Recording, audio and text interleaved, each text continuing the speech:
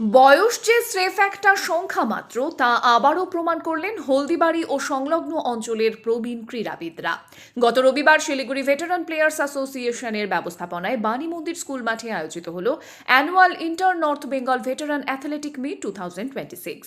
উত্তরবঙ্গের এই মর্যাদাপূর্ণ প্রতিযোগিতায় হলদিবাড়ি ও হেমকুমারী অঞ্চলের অ্যাথলিটরা একাধিক পদক জয় করে এলাকার নাম উজ্জ্বল করেছেন। এবারের প্রতিযোগিতায় সবথেকে বেশি নজর কেড়েছেন হেমকুমারীর দুই কৃতী খেলোয়াড়। 45 ঊর্ধ্ব বিভাগে সত্যেন্দ্রনাথ দাস এবং 40 ঊর্ধ্ব বিভাগে বিশ্বনাথ দেব অধিকারী।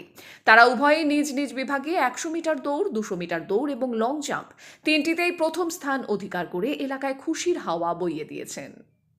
প্রতিযোগিতায় বিশেষ আকর্ষণ ছিলেন এলাকার দুই স্বনামধন্য প্রাক্তন ক্রীড়া শিক্ষক।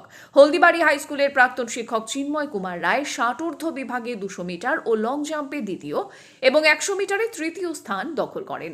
অন্যদিকে হলদিবাড়ি নবকিশোর হাই স্কুলের প্রাক্তন শিক্ষক নীলকমল সরকার 60 ঊর্ধ্ব বিভাগে শটপুট ও ডিসকাস থ্রোতে তৃতীয় স্থান অধিকার করে পুরস্কার তালিকায় নাম লিখিয়েছেন। মহিলাদের বিভাগেও সাফল্য এসেছে নজরকাড়া। 50 ঊর্ধ্ব বিভাগে নমিতা রায় শটপুট ও ডিসকাস থ্রোতে প্রথম এবং 200 মিটার ওয়াকিংয়ে দ্বিতীয় স্থান অর্জন করেন।